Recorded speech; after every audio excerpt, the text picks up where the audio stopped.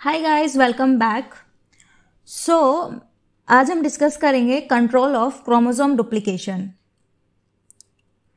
Cell cycle में chromosome duplicate होते हैं, एस फेज में होते हैं, लेकिन वो सेल साइकिल में सिर्फ एक ही बार डुप्लीकेट हो, इसके लिए एक सेल में मैकेनिज्म होता है। ऐसा नहीं है कि एस फेज में डीएनए डुप्लीकेट हो गए, 2 डीएनए बन गए हैं, फिर दोबारा से उनमें रेप्लिकेशन स्टार्ट हो गया, 2 से 4 हो गए, 4 से 8 हो गए। ऐसा नहीं होना चाहिए। एक साइकिल में एक ही बार डीएनए डुप्लीकेट होना चाहिए। सो इसके लिए मैकेनिज्म है, इसके लिए पूरा कंट्रोल सिस्टम है सेल साइकिल में। होता क्या है कि क्रोमोसोम डुप्लीकेशन 2 स्टेप में होता है।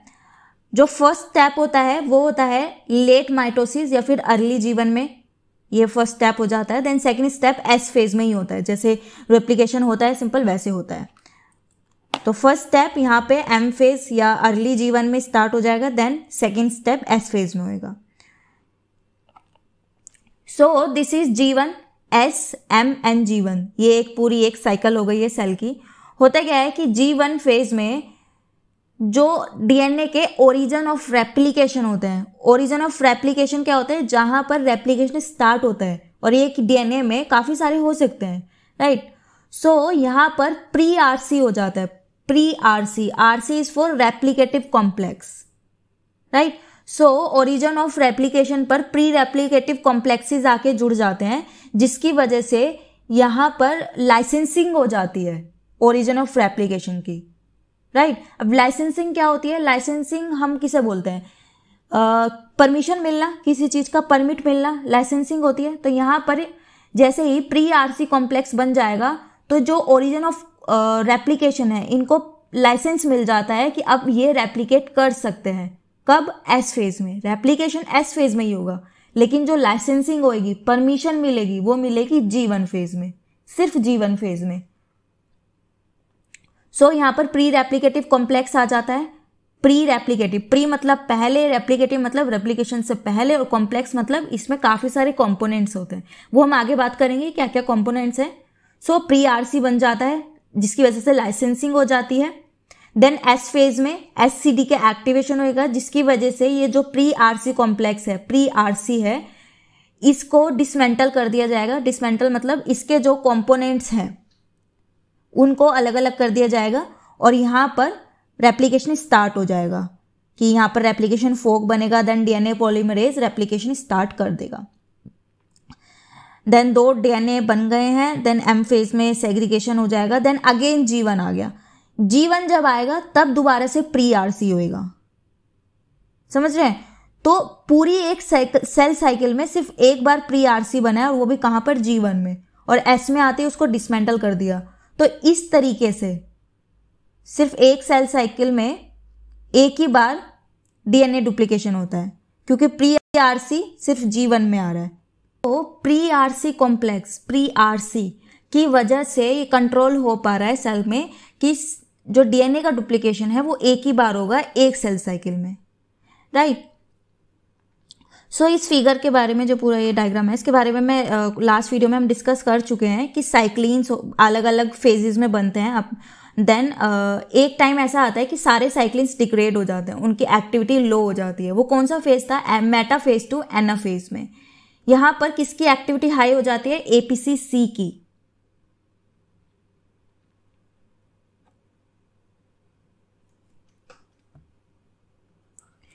एक्टिविटी हाई हो जाती है APC-C की यहां पर मेटाफेज टू एनाफेज में, और सारे साइक्लिन क्या हो जाते हैं? डिग्रेड हो जाते हैं। यही वो टाइम होता है जहां पर प्री आरसी कॉम्प्लेक्स बनता है, राइट। सो प्री आरसी बनने के लिए क्या चाहिए? कि सारे साइक्लिन की एक्टिविटी लो हो जाए और APC-C की एक्टिविटी हाई हो जाए, तब प्री आरसी कॉम्प्लेक्स बनेगा।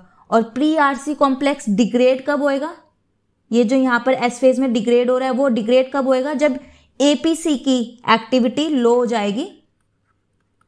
APC की एक्टिविटी लो हो जाएगी, और जो साइक्लिन्स हैं, साइक्लिन CDKs, इनकी एक्टिविटी हाई हो जाएगी, क्योंकि एस फेज में आकर के दोबारा से क्या होना स्टार्ट हो जाएगा?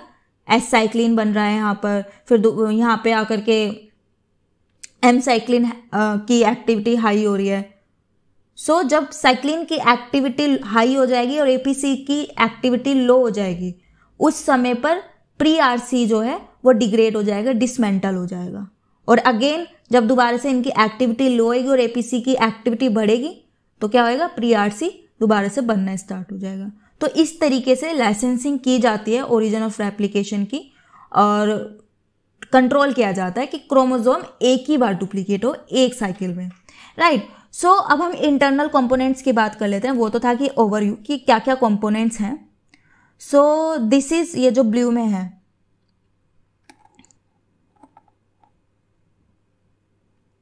ओके सो ये जो ब्लू में है ये है ओरिजिन ऑफ रेप्लिकेशन, जहां पे रेप्लिकेशन स्टार्ट होता है। इसको रिकॉग्नाइज करेगा ORC। ORC is origin recognition complex, जो कि ओरिजिन को रिकॉग्नाइज करेगा।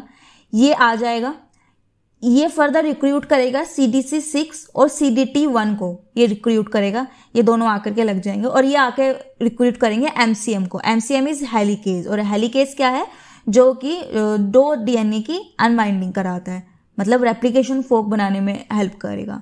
सो ये तीनों मिलकर के क्या बना लेंगे, प्री आरसी। तो प्री आरसी के कंपोनेंट्स हैं ये तीनों, MCM, CDC6, CDT1 and ORC।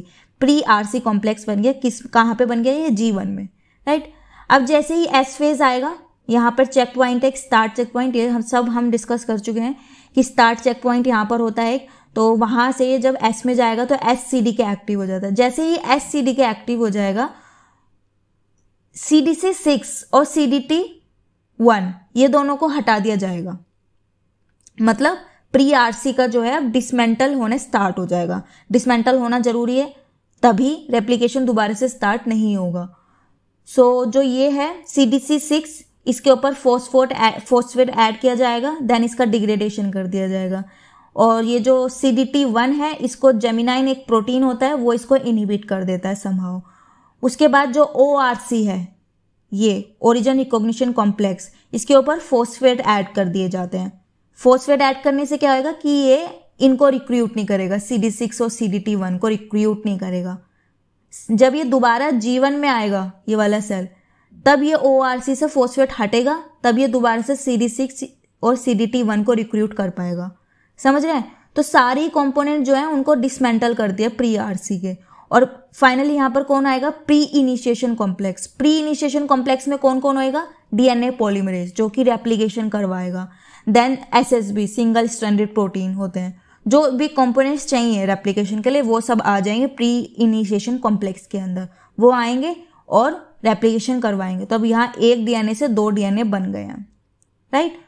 So this is the way कि जिससे कंट्रोल किया जाता है सेल के अंदर कि रेप्लिकेशन एक ही बार होगा, बार बार नहीं होगा एक साइकिल के अंदर। Okay, so I see next video. Thank you so much.